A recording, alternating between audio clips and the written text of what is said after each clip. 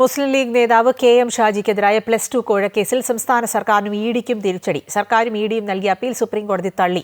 കോഴക്കേസ് ഹൈക്കോടതി റദ്ദാക്കിയതിനെതിരെയാണ് സർക്കാർ സുപ്രീംകോടതിയെ സമീപിച്ചത്. ജസ്റ്റിസുമാരായ Abhay S Oka, Augustine Joseph Masih എന്നിവർ അടങ്ങിയ ബെഞ്ചാണ് ഹർജികൾ തള്ളിയത്. കെ.എം. ഷാജി കൈക്കൂലി ആവശ്യപ്പെട്ടതായി മൊഴിയില്ലെന്ന് സുപ്രീംകോടതി ചൂണ്ടിക്കാട്ടി.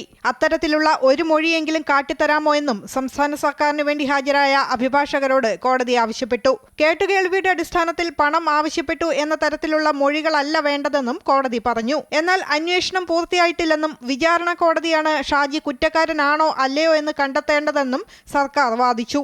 ഈ ആവശ്യം അംഗീകരിച്ചാൽ രാഷ്ട്രീയക്കാർക്കെതിരെ ബാലിശമായ കേസുകൾ രജിസ്റ്റർ ചെയ്യാൻ സർക്കാരുകൾക്ക് അനുമതി നൽകുന്നതിന് തുല്യമാകുമെന്ന് സുപ്രീംകോടതി ചൂണ്ടിക്കാട്ടി.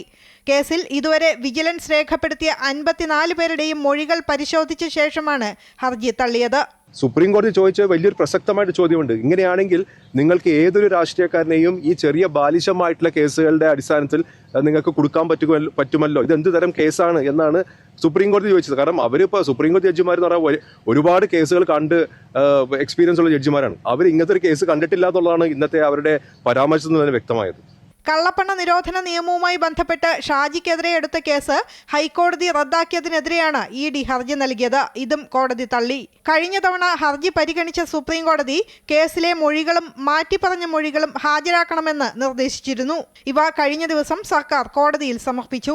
2014 അഴീക്കോട് സ്കൂളിൽ +2 ബാച്ച് അനുവദിക്കാൻ കെ.എം. ഷാജി 25 ലക്ഷം രൂപ കോഴ വാങ്ങിയെന്ന പരാതിയിലാണ് വിജിലൻസ് കേസ് രജിസ്റ്റർ ചെയ്തിരുന്നത്. രാഷ്ട്രീയ ഭാവി തകർക്കുന്നതിന് രാഷ്ട്രീയ ലക്ഷ്യങ്ങളോടെയാണ് തനിക്കെതിരെ വിജിലൻസ് കേസെടുത്തതെന്നായിരുന്നു കെ.എം. ഷാജിയുടെ വാദം. News desk, Amrita TV.